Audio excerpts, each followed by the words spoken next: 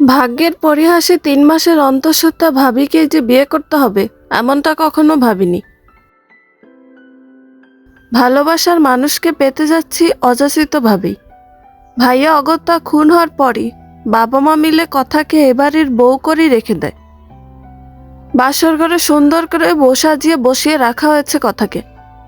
কথাকে দেখে মনে হচ্ছে ফুলদানিতে রাখা বাসি ফুল, একটু হাতের স্পর্শ পেলেই ঝরে পড়বে।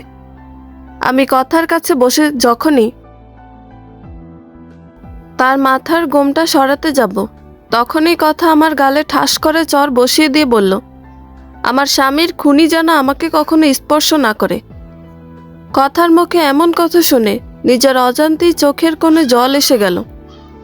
যাকে নিজের জীবনের চেয়ে বেশি ভালোবাসতাম, সে মানুষটা এমন কথা বলতে পারল। খাট থেকে একটা চাদর আর বালিশ ছুঁড়ে দিল।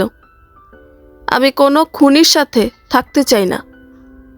আমি বালিশ আর চাদরটা নিয়ে ফ্লোরে শুয়ে শুয়ে হারিয়ে গেলাম 1 বছর আগে, সেই সোনালি দিনে। কথা আর আমি দুজন দুজনকে প্রচণ্ড ভালোবাসতাম শিশুকাল থেকেই। কত হাজারো স্বপ্ন দেখেছিলাম দুজন দুজনকে নিয়ে, কিন্তু যখন জানতে পারি বাবা মা ছোট থেকেই কথাকে সজীব ভাইয়ার বউ বানাবে বলে ঠিক করে রেখেছিল, তখন নিজের ভালোবাসাকে নিজের বুকে দাফন করে দিই। কথা অনেক কান্না করে, কিন্তু পারিনি মা বাবার সাথে বেইমানি করতে। না পারার পিছনে কারণও আছে, কারণ আমাকে নাকি তারা কুড়িয়ে পেয়ে ছেলের আদর দিয়ে এত বড় করেছে। কথার বিয়ের আগের দিন খুব কেঁদেছিলাম কথা আর আমি। বাঁশবাগানে বসে শেষবার দুজন দুজনের হাতে হাত রেখে স্বপ্নগুলো দু চোখের জলে ভাসিয়ে দিয়েছিলাম।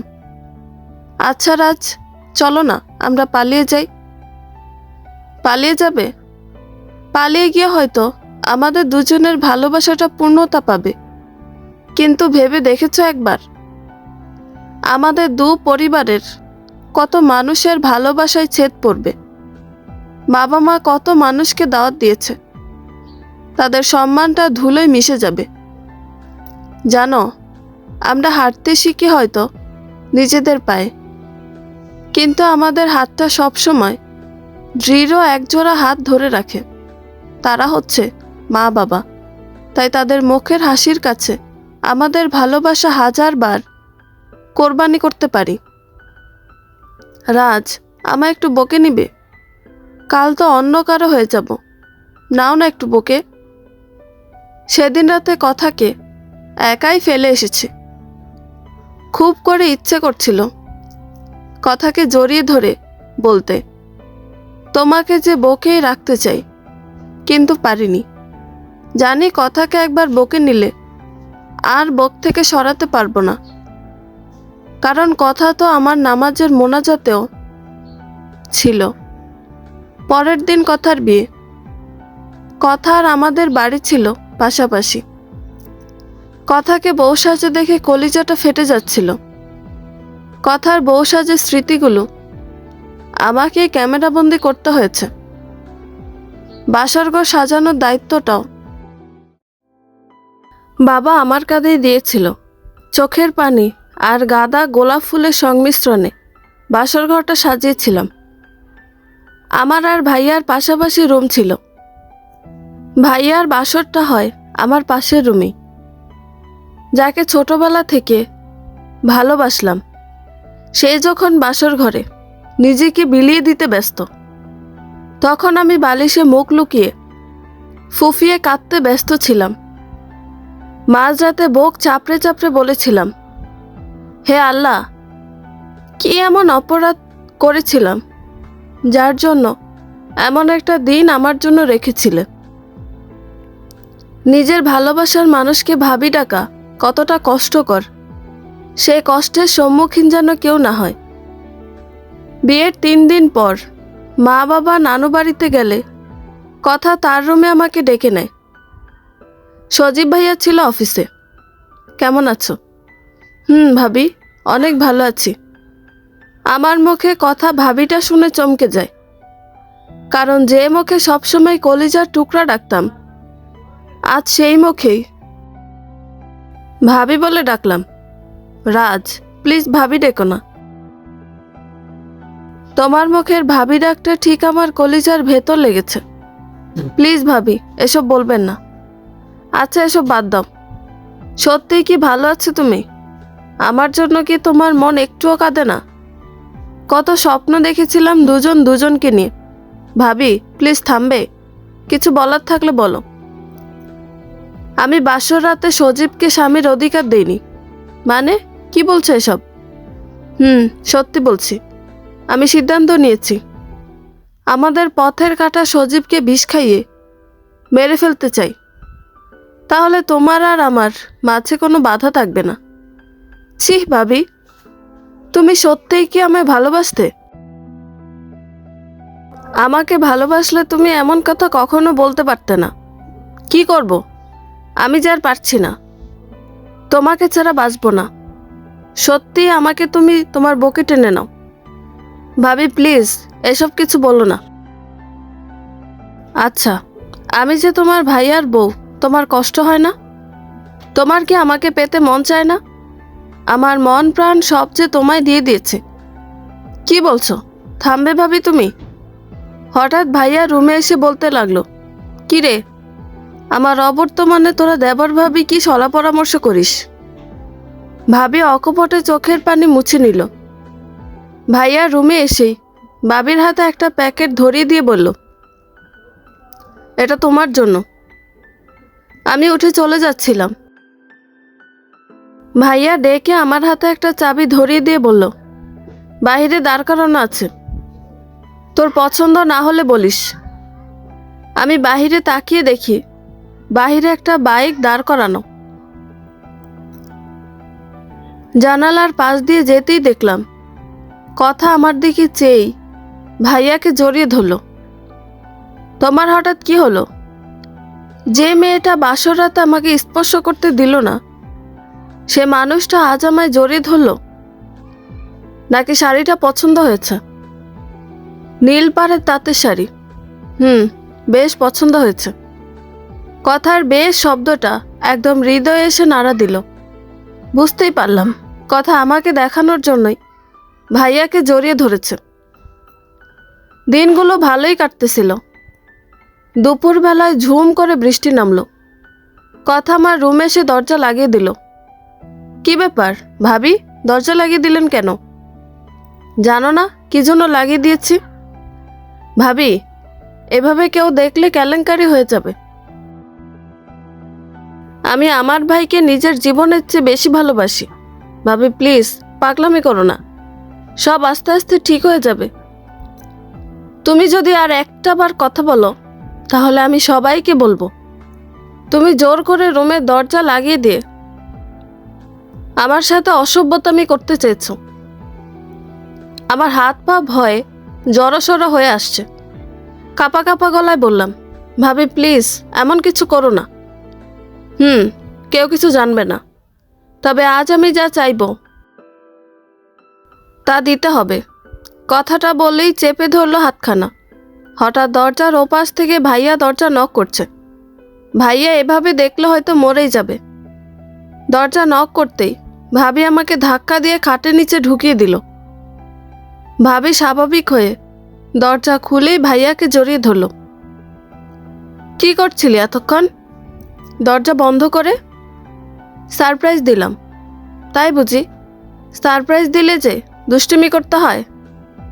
এই না, কাছে আসবে না কিন্তু। এই বলে ভাইয়াকে নিয়ে খাটের উপর পড়ে গেল ভাবি। জানি না কেন এত কষ্ট হচ্ছে। এই দুষ্টু, যাও ফ্রেশ হয়ে এসো। আচ্ছা যাচ্ছি। ভাইয়া চলে গেলে ভাবি আমাকে খাটের নিচ থেকে বের করে বলে, রাজ, তোমার হিংসা হয় না? তোমারই সামনে তোমার গার্লফ্রেন্ডকে অন্যজন আদর করে। আপনি আমার ভালোবাসার মানুষ নন। আপনি এখন আমার ভাবি। কথাটা বলে রুম থেকে বেরিয়ে পড়লাম। এরপর আস্তে আস্তে ভাবি ভাইয়াকে মেনে নেয়। হঠাৎ একদিন জানতে পারলাম ভাবি প্রেগনেন্ট। সেদিন ভাবিকে একটা শাড়ি গিফট করেছিলাম। ভাবি আড়ালে ডেকে নিয়ে ক্ষমা চেয়েছে তার কৃতকর্মের জন্য। সাথে এও বলেছে, সবার ভালোবাসা পূর্ণতা পায় না, তুমি আমার কাকাতো বোন জিরিনকে বিয়ে করে নাও, মেয়েটা তোমাকে বড্ড বেশি ভালোবাসে। জি আচ্ছা, তুমি যাও, আমাকে নিয়ে কারো চিন্তা করতে হবে না। ইদানিং জেরিন মেয়েটা আশেপাশে ঘুরঘুর করছে, বাবাও আমাকে বিয়ে করতে বলছে। বাবার কথা আমি কখনো ফেলতে পারি না, তাই বাবাকে বলেছি, তোমরা যা ভালো মনে করো তাই করো। কিন্তু হঠাৎ একদিন আমার লেখা ডায়েরিটা খুঁজে পাচ্ছিলাম না। ডায়েরিটা কে নিল তাহলে? ডায়েরিটা অন্য কারো হাতে পড়লে সর্বনাশ, কারণ ডায়েরিটাতে কথাকে নিয়ে হাজারো স্মৃতিতে পরিপূর্ণ। ডায়েরিটা হারানোর দিন 10 পরে আমি একটু শহরে যাই। পরের দিন সকালে বাড়ি ফিরে যা দেখি তা দেখার জন্য প্রস্তুত ছিলাম না। ভাইয়াকে কে যেন গত রাতে মেরে নদীর ধারে ফেলে রেখেছিল।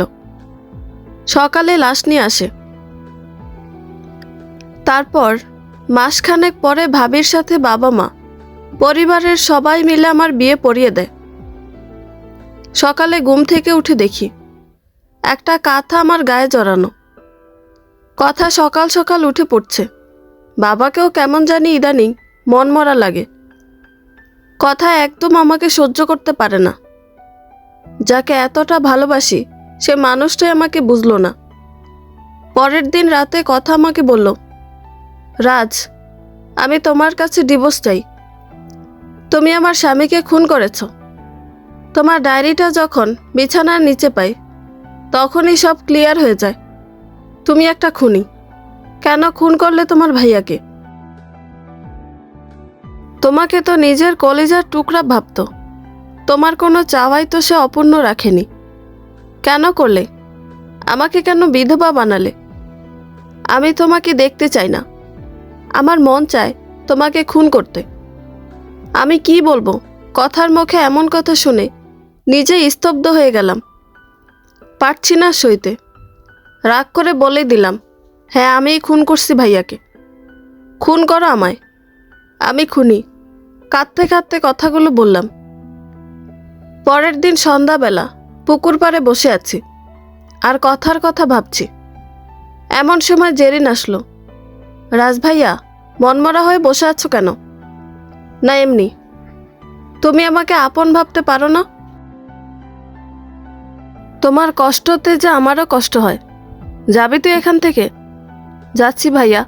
তুমি সন্ধ্যায় একটু বাসায় আসবে? আমাদের রুমের ফ্যানটা চলছে না। আম্মু তো নানু বাড়ি। তুমি যদি ঠিক করে দিয়ে যেতে। আচ্ছা, তুই যা, আমি যাবনি। আচ্ছা ভাইয়া। জেরিন চলে গেলে হৃদয় মাকে ফোন দেয়। হৃদয়দের বাসায় গেলে অনেকটা লেট হয়ে যায়।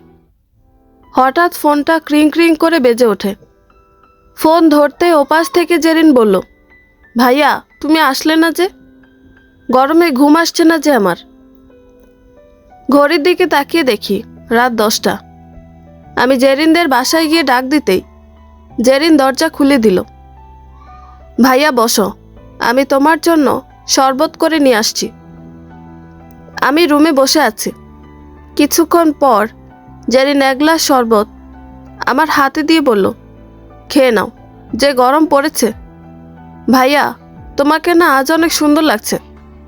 এই চুপ কর, শরবত দিলে দে।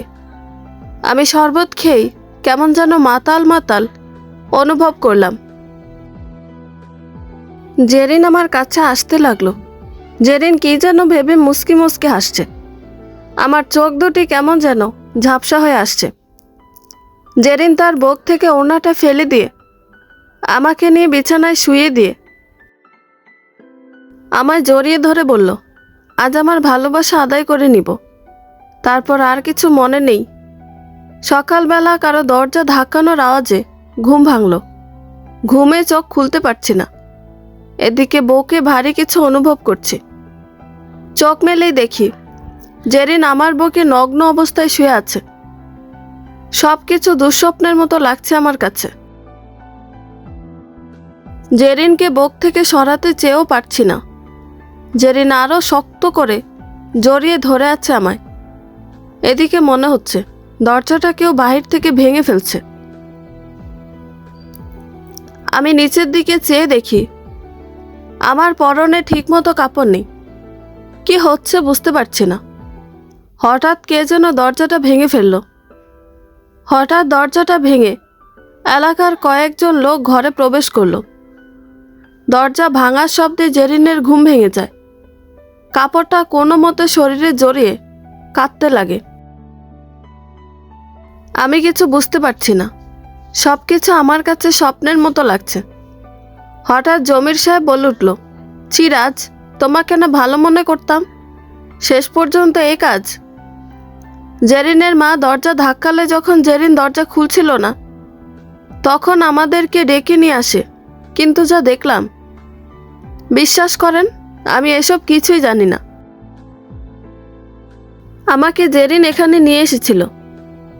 সবাই জেরিনকে ডেকে বলল, রাত যা বলেছে তা কি সত্যি বলেছে?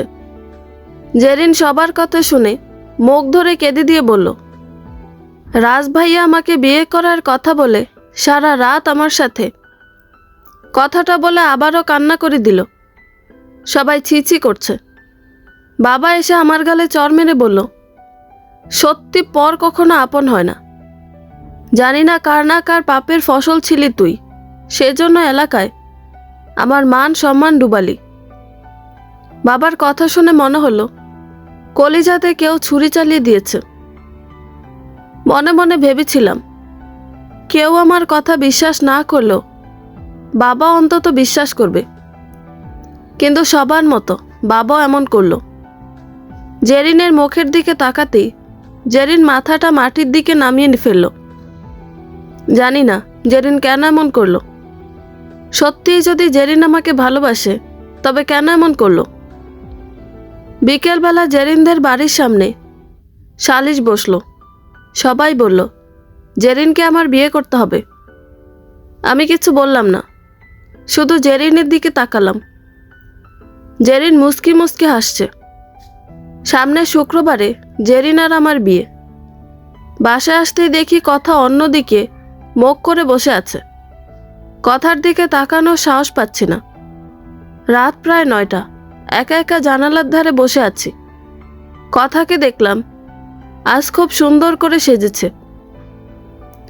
চোখে কাজল দিয়েছে, হাতে সে আমার দেয়া কাচের চুড়ি, কপালে ছোট্ট করে টিপ দিয়েছে, সাথে কালো পাড়ের নীল শাড়ি।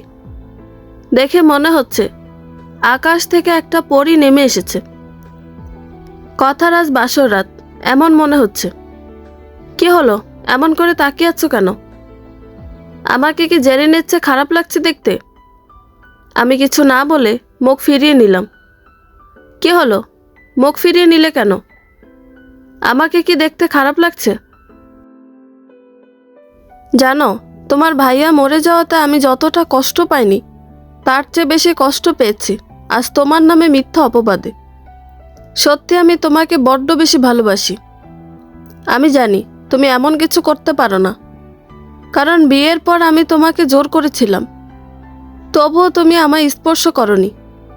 তোমাকে বিয়ের পর থেকে কত কষ্ট দিয়েছি। তোমারই ভাইয়ার খুনি ডেকেছি, তোমাকে কত বকা দিয়েছি। বিয়ের পরও তোমাকে দেইনি স্বামীর অধিকার। তুমি আমাকে ক্ষমা করে দিও। জানো, তোমাকে বকে নেওয়ার জন্য আজ মনটা বেকুল হয়ে যাচ্ছে। আমাকে বকে নিবে? আমি যে পাপী, চরিত্রহীন।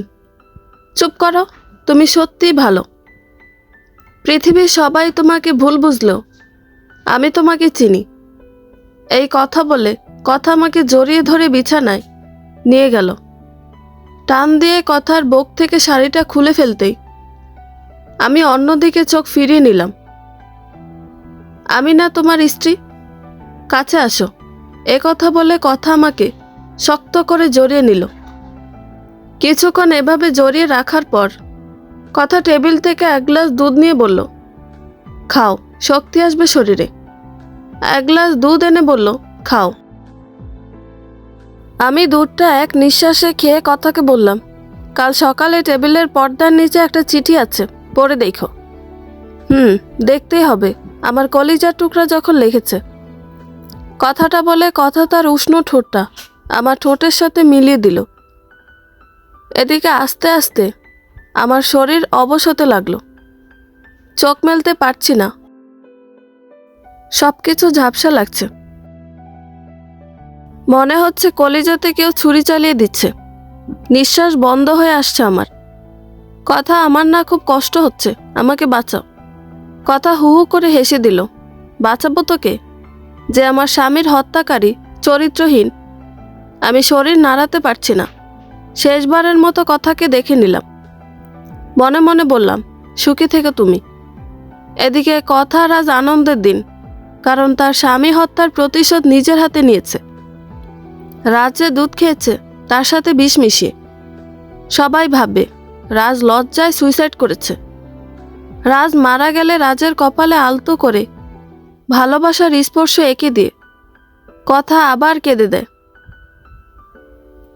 হঠাৎ কথার মনে হলো রাজ তো তাকে বলেছে টেবিলের পর্দার নিচে চিরকুটের কথা।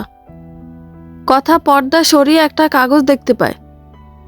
কাগজটা হাতে নিয়েই দেখতে পায়, প্রিয় কলিজার টুকরা, তুমি যখন চিঠিটা পড়ছ তখন আমি তোমার থেকে অনেক দূরে, যেখান থেকে কেউ ফিরতে পারে না।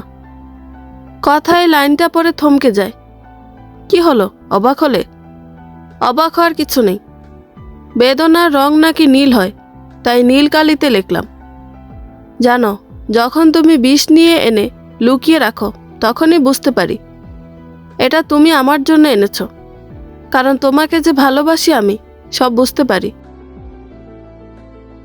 তবে আজকেই যে আমাকে মেরে ফেলবা এটা ডায়েরিতে লিখে রেখেছ, সেটা সকালেই পাই আমার ডায়েরি খুঁজতে গিয়ে। এই শোনো, তোমার ডায়েরিটা পুড়িয়ে ফেলে দিও। জানো, আজ আমি অনেক সুখী। পৃথিবীতে কয়জনের এমন ভাগ্য হয় নিজের প্রিয় মানুষটির হাতে মরার। শেষ একটা কথা বলছি, আমি ভাইয়াকে খুন করিনি। কথা চিঠিটা বুকে নিয়ে নীরবে অশ্রু জড়ায়। সকালবেলায় খবর হয়ে যায় এলাকায় রাজ গত রাতে সুইসাইড করেছে। জেরিন একথা শুনে এক প্রকার পাগল হয়ে যায়। জেরিন রাজের মুখটা দেখে রাজ বলে চিৎকার দিয়ে মাটিতে পড়ে সেন্সলেস হয়ে যায়। বিকেলে রাজের দাফন কাফন শেষ হয়ে গেলে কথা ব্যালকনিতে দাঁড়িয়ে রাজের স্মৃতিগুলো মনে করে কাঁদতে থাকে। সে তো এমনটা চায়নি। পরের দিন কথা রাজের ছবিটার দিকে তাকিয়ে কাঁদছে। এমন সময় খবর এলো জেরিন নাকি সুইসাইড করেছে। সুইসাইড করার সময় জেরিনের হাতে একটা সুইসাইড নোট ছিল। কথা তাদের কাকাদের বাড়িতে জেরিনকে দেখতে গেলে তার কাকাতো ভাই কথার হাতে একটা কাগজ দিয়ে বলে, এটা জেরিন আপার হাতে ছিল, এটা আপনাকে দিতে বলেছে। প্রিয় কথা আপু, শুরুটা কিভাবে করব আমি জানি না। প্রথমেই তোমার কাছে আমি ক্ষমা চেয়ে নিচ্ছি। আজ আমার জন্য রাজ সুইসাইড করেছে। রাজ সত্যি পবিত্র ছিল। ছোটবেলা থেকে রাজকে ভালোবাসতাম। রাজকে পাওয়ার জন্য এই জঘন্যতম কাজ করি। রাজ ভাইয়াকে ফ্যান ঠিক করার জন্য বাসায় ডেকে এনে ঘুমের ওষুধ খাইয়ে নোংরামি করি। ক্ষমা করে দিও আমায়। আমি আর এই পাপী জীবন নিয়ে বাঁচতে চাই না। ইতি, তোমার অপরাধী বোন। কথা চিঠিটা পড়ে সবার সামনে চিৎকার করে বলতে লাগলো, রাজ, কেন মনটা করলে তুমি? আমাকে কেন বললে না? কেন সবটা জেনে মৃত্যুর পেয়ালা পান করলে? কথা দৌড়ে রাজের কবরে গিয়ে লুটিয়ে পড়ে বলতে লাগলো, রাজ, আমাকে ক্ষমা করে দাও। আমি সত্যি অপরাধী। আমাকেও তোমার কাছে নিয়ে যাও।